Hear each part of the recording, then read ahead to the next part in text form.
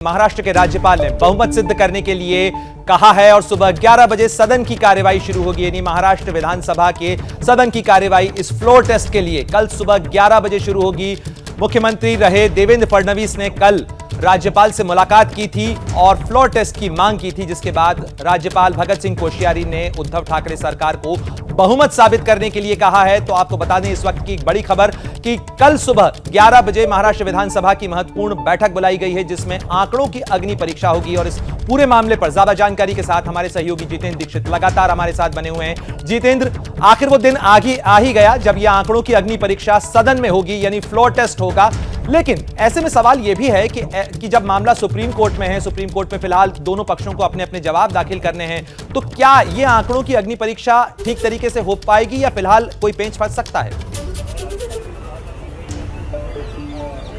देखिए, मामला supreme court में जरूर है, लेकिन सुप्रीम कोर्ट ने पिछली हेयरिंग में स्पष्ट किया था कि कोई फ्लोर टेस्ट पर रोक नहीं है। यह आशंका जताई गई थी शिवसेना के खेमे से कि फ्लोर टेस्ट किया जा सकता है, तो उन्होंने कहा था कि हम इस तरह से पूर्वानुमान पे कोई फैसला नहीं दे सकते हैं। जब फ्लोर टेस्ट होगा तो आप स्वतंत्र हैं फिर से अदालत में आने के लिए। तो फ्लोर टेस्ट पर कोई कानूनी, कोई अदालती रोक नहीं है। हाँ, शिवसेना की ओर से ये जरूर सूत्र बता रहे हैं कि अदालत में चैलेंज किया जा सकता है गवर्नर के इस फैसले को फ्लोर टेस्ट के लिए जो उन्होंने बुलाया है। मैं आपको बता दूं कि मेरे हाथ में वो खत है जो गवर्नर भगत सिंह कोश्यारी ने विधानसभा के सेक्रेटेरिएट को लिखा है, और इसमें कई अहम बातें उन्होंने लिखी हैं। उन्होंने 3 हवाले दिए हैं, 3 कारण बताए हैं जिसकी वजह से उन्होंने ठाकरे सरकार से ये कहा है कि आप विधानसभा के पटल पर अपना बहुमत साबित करके बताएं। एक तो उन्होंने इलेक्ट्रॉनिक और प्रिंट मीडिया का हवाला दिया है कि इस तरह की खबरें आ रही हैं कि 39 विधायक जो है वो बाहर हैं और वो साथ में नहीं है सरकार के, तो एक ये कारण है। दूसरा, उन्होंने कहा कि 7 इंडिपेंडेंट एमएलए का ईमेल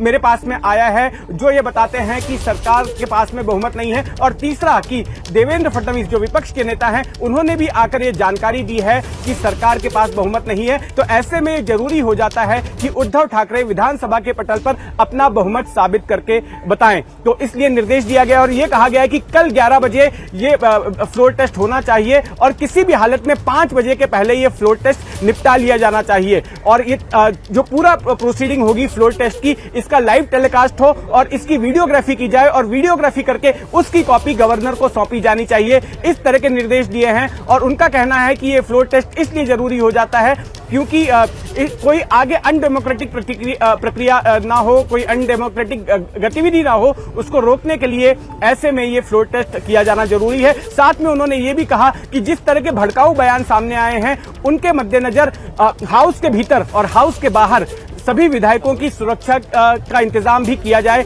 इस तरह के भी आदेश जो है विधानसभा के सेक्रेटेरिएट को भगत सिंह कोश्यारी जो गवर्नर हैं उन्होंने दिए हैं। जी बिल्कुल जितेंद्र, रौनक भी हमारे साथ जुड़े हुए हैं, रौनक से भी जानना चाहेंगे। रौनक, फिलहाल अगर आंकड़ों की बात की जाए तो ये 39 विधायक यदि आते हैं तो क्या तस्वीर बनती है? अगर नहीं आ पाते हैं, इनको शामिल नहीं होने दिया जाता है तो क्या तस्वीर बनती है? फिलहाल जरा आंकड़ों को अगर आप समझा सकें कि आज आंकड़ों की अग्नि परीक्षा में उद्धव कहां खड़े हैं और देवेंद्र फडणवीस के पास क्या ताकत है?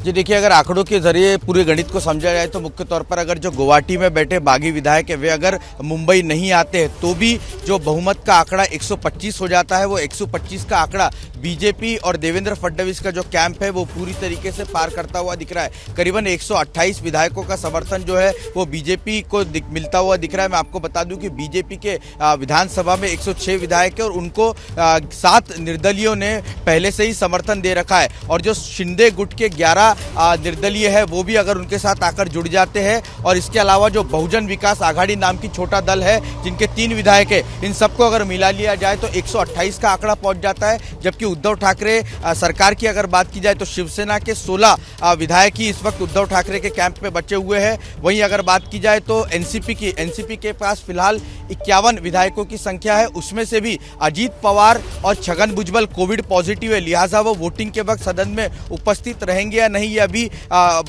तस्वीर जो है वो साफ नहीं है।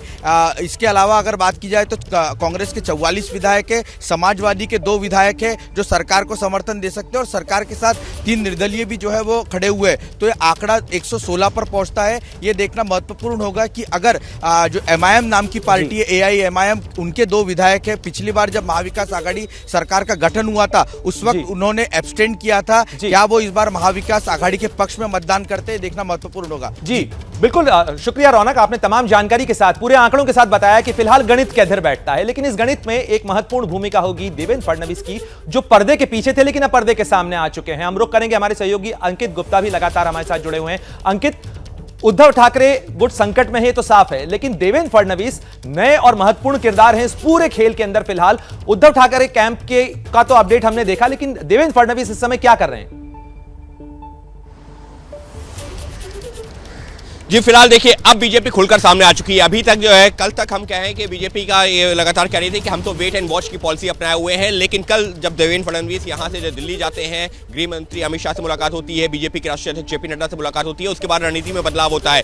क्योंकि परसों जब बीजेपी के कुछ उच्च सूत्रों से हमारी यहाँ पर महाराष्ट्र में चर्चा हो रही थी तो उन्होंने साफ तौर पर कहा था कि देखिए बीजेपी जो है इस मामले में अविश्वास प्रस्ताव लाने में अभी तक यकीन नहीं रखती, लेकिन कल रणनीति में बदलाव हुआ। यानी साफ तौर पर बीजेपी के जो आला नेतृत्व है उसने देवेंद्र फडणवीस से चर्चा की और उसी के बाद में तय किया गया कि देवेंद्र फडणवीस कल शाम को ही वापस मुंबई आएंगे और यहां पर राजभवन जाकर के अविश्वास प्रस्ताव वाली चिट्ठी राजभवन में देंगे। यानी साफ तौर पर रणनीति में बदलाव हुआ है और आज का दिन इस वजह से महत्वपूर्ण है क्योंकि जो तमाम विधायक हैं बीजेपी के, उनको जो है मुंबई बुला लिया गया था और अब जो बीजेपी की रणनीति है कि जो 5 से 7 विधायकों के ऊपर एक उनका जो नेता या एक जो है एक तरीके से अगर हम उसको प्रभारी कहें तो भी कहना गलत नहीं होगा कि 5 से 7 विधायकों का एक जो है नेता होगा और वो अभी देवेंद्र फडणवीस के घर पे जो है कुछ देर बाद एक बैठक होगी, दोपहर बाद जो बताया जा रहा है उसमें मौजूद होगा और रणनीति पर चर्चा होगी। और क्योंकि ये जितेंद्र ने जो खबर दी है कि कल सुबह 11 बजे ही फ्लोर टेस्ट होगा, ऐसे में बीजेपी की रणनीति साफ है कि अपने विधायकों को तो एकजुट रखे ही,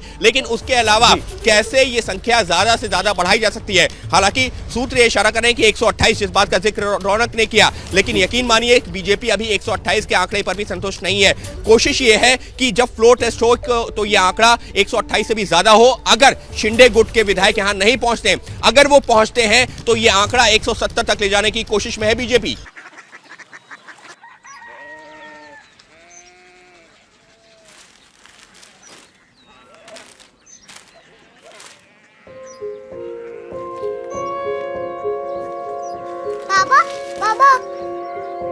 कोरिया सिटी जानी ना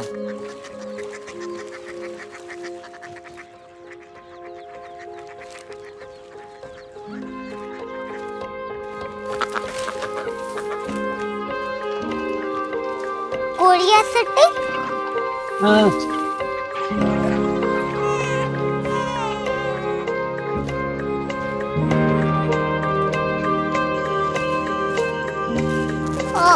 कोरिया सिटी कहाँ पे है? शहर अंग्रेजी लगे हैं।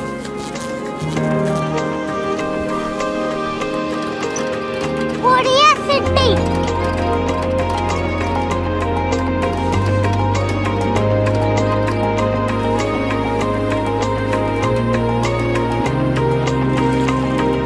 वो बहुत दूर है।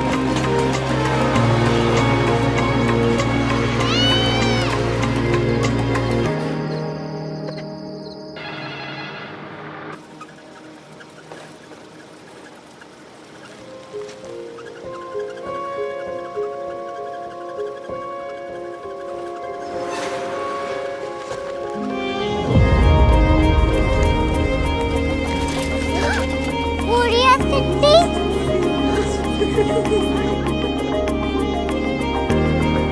दुनिया कुछ लोग बड़े होते हैं। कोरिया सिटी कहाँ है? प्रोफेसर साहब को पता होगा। हो ये छोटा वाला ग्लोब लगता है और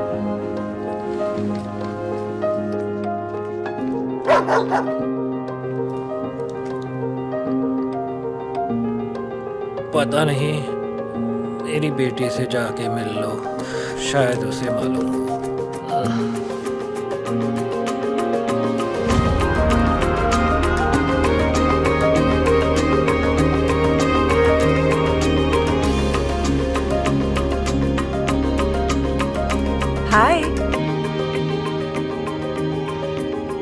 बाबा ने भेजा है। Come here. Korea city. Korea city नहीं, क्यूरियोसिटी। वो क्या? That's what brought you here? जो तुम्हें यहाँ तक ले आया। क्यूरियोसिटी।